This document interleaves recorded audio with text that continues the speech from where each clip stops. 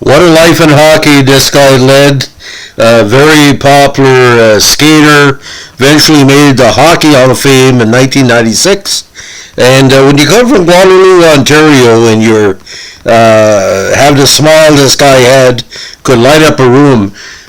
He unfortunately passed from this earth way too soon. Now, Bobby Bauer, born Robert Theodore Bobby Bauer, February 16th, 1915, played 10 seasons in the NHL, mostly for the Boston Bruins. He was a member of the famed Kraut Line with teammates Milt Schmidt and Woody Dumart. The trio led the Bruins to 2 Stanley Cup titles and became the first line to finish first, second, and third NHL scoring in 1940. Now, Bauer was eventually named to the All-Star team 4 times and was a 3-time winner of the Lady Byng Trophy, awarded for gentlemanly conduct combined with a high caliber of play. He had only 36 minutes in penalties, which equates to 13 minors, in 327 games. Now, prior to his NHL career, he won the Memorial Cup with the St. Michael's Majors in 1934 as junior champions of Canada. Now this is the major junior title, but back then, again, the top junior franchise across the nation. He then joined the RCAF in 42 and won the Allan Cup with the Ottawa RCAF Flyers as senior champions that year. Bauer turned to coaching following his NHL career and guided the Kitchener-Waterloo Dutchmen to 2 Allan Cup championships.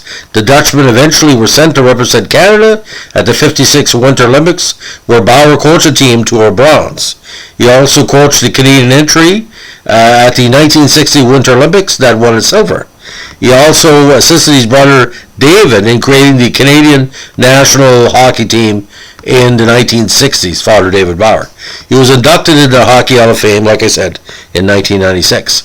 Now, he was the second of 11 children born to Edgar and Alice Bauer.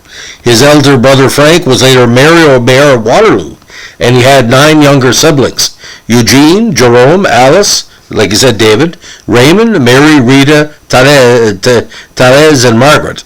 Edgar was a Knight of the Order of St. Sylvester, Waterloo City Councilor, and executive in the Bauer family's automotive parts business.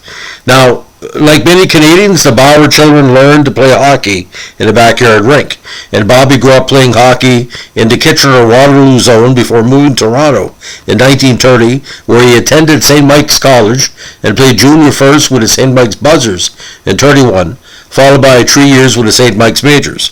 In 33-34, Bauer recorded 15 points in 13 Memorial Cup games to help the Majors capture the Dominion Junior Championship. Bauer played his final year of junior in 35 with the Kitchener Green Shirts, where he first played with Milt Schmidt and Woody Dumart, who was then a defenseman. Now, Dumart, when he played with Bauer, said he was the brains of the line, always thinking, and a very clever playmaker.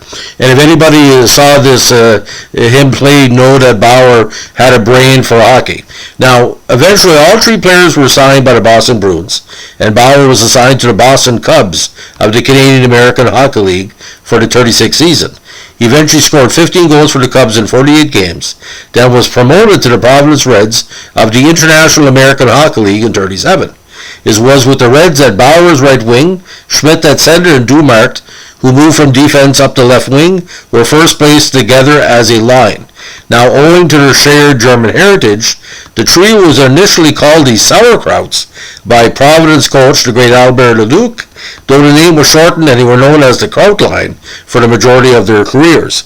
Now, following the season in which Bauer recorded 18 points in 44 games with the Reds, the Bruins recalled him to Boston for the team's final game of the regular season. He made his NHL debut on March 21st, 37, and scored his first goal in a 6-1 victory over the Chicago Blackhawks. Now, the Kraut Line earned full-time spots in Boston beginning in 38. He recorded the team-leading 20 goals that year in his rookie campaign, as the trio led the Bruins to the team's first of 4 consecutive Prince of Wales Trophy as the best team overall for points in the regular season. Now, following a 31-point regular season in 39, Bauer added 5 points in 12 playoff games and was a second-team All-Star. The Bruins eventually eliminated the Rangers, then defeated the Leafs 4-1 to capture Boston's first Stanley Cup championship in 10 years. In 1940, Schmidt led the NHL in points with 52, while Dumart and Bauer finished second and third, respectively, with 43 each. It was the first time in league history that three line mates finished in the top three spots in NHL scoring. Bauer was again named the second team All-Star, and with only 2 penalty minutes that year, won the Lady Byng Trophy for the first time. Now, Milt Schmidt said about Bauer, "Bobby was our team. He was my right arm." Now, a 39-point season in 41 with only 2 penalty minutes earned Bauer his third consecutive appearance on the All-Star team and a second Lady Byng. In the playoffs, the Bruins reached the Stanley Cup Finals, where he defeated the Red Wings in 4 straight. Now, Bauer scored a Stanley Cup winning goal midway through the second period of a 3-1 victory in the deciding game. Now, following the outbreak of the Second World War, all 3 members of the Kraut Line enlisted with the Canadian military by signing up for home defense. At the same time, anti-German sentiment led to the efforts to change the trio's nickname. They were briefly called the Buddy Line and the Kitchener Kids, though they were again referred to as the Kraut Line following the war. Now, the trio were called to active duty in January 42, forcing them to leave the Bruins midway through the 42 campaign. In their final game with the Bruins, the Kraut Line scored 8 points in a dominated victory over the vaunted Montreal Canadiens. Following the contest, players from both teams feted the trio, hoisting them up on their shoulders and parading them around the ice. Bauer was overwhelmed by the moment, saying in published reports, "The ovation at the height of my youth sort of grabbed me." Schmidt, Dumart, and Bauer were the first NHL players to join the RCAF, and while training in Ottawa, they joined the Ottawa RCAF Flyers of the Quebec Senior Hockey League. The trio helped the Flyers win the Allan Cup as Canadian senior champions. Bauer was eventually sent to Halifax to continue his training and played with the Dartmouth RCAF team in 43. Bauer, who served as a radio technician, was eventually dispatched to the UK, where he, Schmidt, and Dumart were members of a bomber squadron. However, he was returned to Canada in 44 after being ruled invalid due to a bout of sciatica caused by an old hockey injury. He played with a team from Toronto until the war's conclusion. Now, returning to the Bruins for the 46th season, Bauer was reunited with the Kraut Line, and unlike many players who had left for the war, he remained in peak form. Now, however, after scoring 22 points that season, he contemplated retirement. He chose to return for one more season and was named the Bruins captain for 47. Bauer had his best year that year in the Big Show, as he recorded the team-leading 30 goals and finished 7th overall in the league scoring with 54. He was named to a 4th All-Star team and won the Lady Byng Trophy for a 3rd time. Following the season, he did announce his retirement. Now, returning to Kitchener, Bauer joined the Bauer Skate Company, his father-in-law's hockey equipment business. He also began his coaching career with the Ontario Hockey Association, Guelph Biltmore Mad Hatters, and later in the 48th season, joined the Kitchener-Waterloo Dutchmen in the OHA Senior Division. After recording 15 points in 8 games, Bauer scored 38 and 24 points in the following 2 seasons and helped the Dutchmen reach the OHA Finals in 3 consecutive years between 48 and 50. He again retired as a player in 1950, but came back in 52 for the final season with Kitchener-Waterloo. Late in the year, he also played one final game with the Bruins. The team was celebrating Milt Schmidt Woody Dumart Appreciation Night and convinced Bauer to come out of retirement to reunite the Kraut Line for one game on March 18, 52. The trio were presented gifts in honor of their service to the team in the sport. In the contest itself, Bauer scored in a 4-0 victory over Toronto and assisted, along with Dumart, on Schmidt's 200th career goal, at the time a rare feat. Schmidt at the time was only 5 active players at that point who had reached the mark. Now, ending his playing career, he became coach, GM, and president of the Dutchmen in 52. He coached the team to 2 OHA senior titles and the Allan Cup in 53 and 55. As the top senior team in the nation, the Dutchmen were sent to Italy to represent Canada at the 56 Winter Olympics.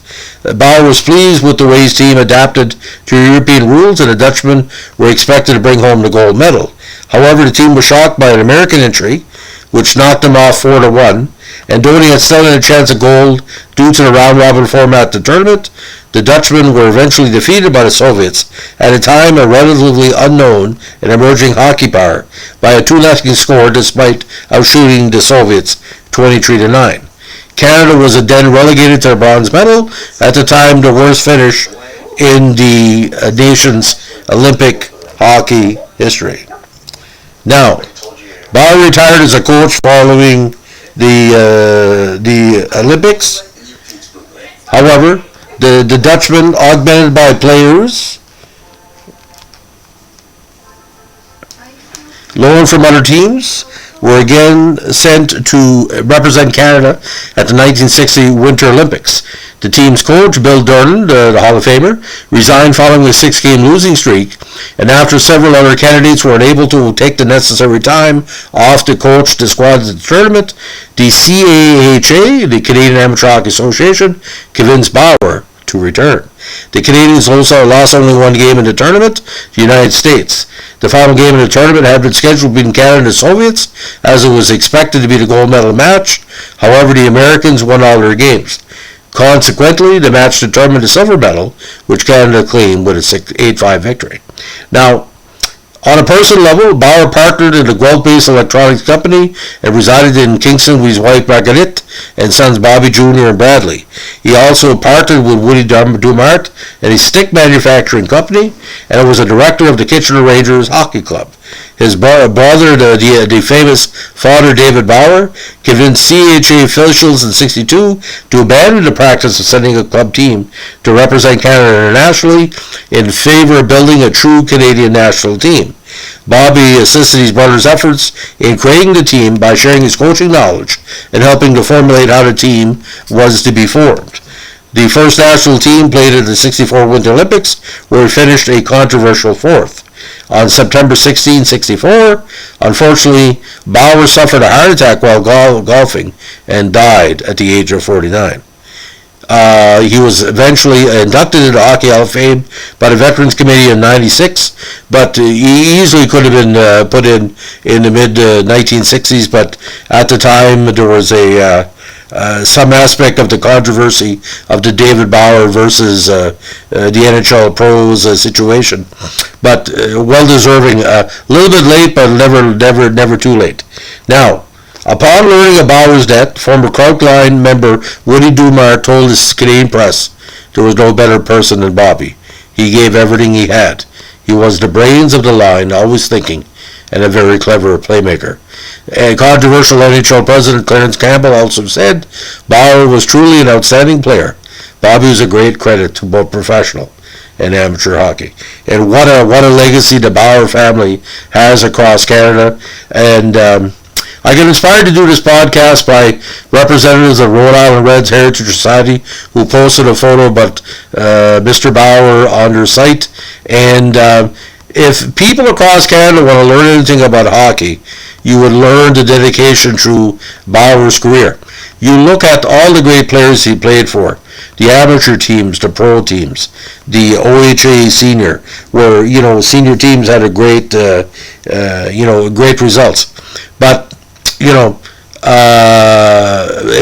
what he contributed to maritime hockey, playing with Dartmouth. He put maritime hockey back on the map in the 1940s, as we say.